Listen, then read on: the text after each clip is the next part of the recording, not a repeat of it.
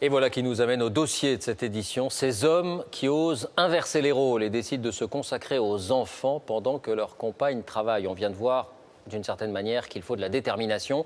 Regardez ce chiffre à titre d'indication. Aujourd'hui, le congé parental est l'affaire des mères dans 97% des cas. 3% seulement pour les pères.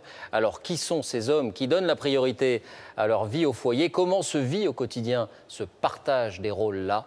Dossier signé Nabila Tabouri, Guillaume Beaufils.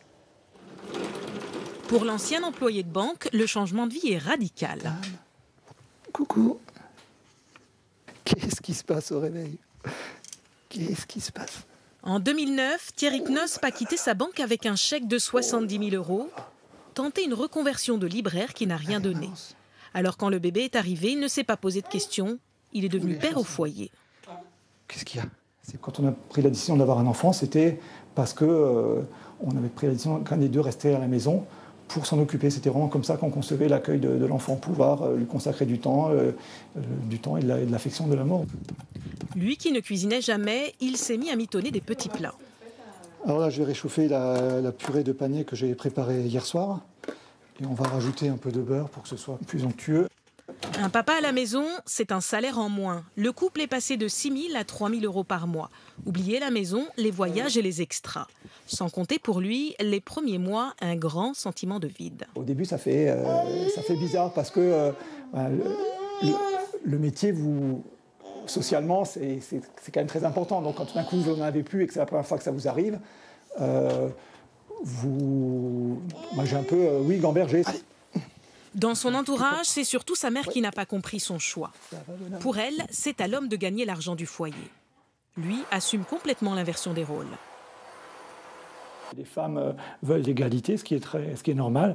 Les hommes, de leur côté, l'égalité, c'est aussi pouvoir rester chez soi, élever un enfant, sans être victime de préjugés ou d'un sexisme inversé. Si aujourd'hui ce papa poulet s'y épanouit, c'est aussi grâce au soutien de sa femme. J'en suis d'autant plus amoureuse, si je puis dire, parce que admirative de son choix, de la manière dont il gère le petit. Et ouais, je suis fière de mon mari, fière de son choix. Alors pourquoi ces pères au foyer sont-ils si peu nombreux? À peine 2%. Principale raison, les salaires. Les femmes gagnant moins que les hommes, ce sont elles qui s'arrêtent de travailler. Si les entreprises commencent à y réfléchir, certaines ont déjà un train d'avance. L'employeur de Louis Bokoseke l'a encouragé à prendre un temps partiel. Il a 4 enfants et ne travaille plus que 4 jours par semaine. On travaille pour vivre, on ne vit pas pour travailler. Donc si on travaille pour vivre, il faut aussi avoir des moments en famille. Non, mais pas sans... Lui aussi a accepté de gagner moins d'argent, 300 € par mois. Mais au final, il estime être gagnant, surtout pour l'éducation de ses fils. C'est deux points.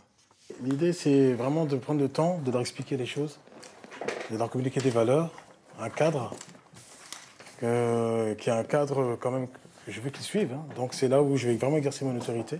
Voilà, donc je ne vais pas rater ça. Là encore, l'épouse le soutient. Elle est même persuadée qu'il est l'exemple à suivre. Avoir un papa qui fait tout à la maison, ça fait partie aussi de l'homme moderne. Et c'est important qu'il puisse voir ça aussi. Et même si l'homme au foyer est un phénomène marginal, beaucoup de pères en rêvent.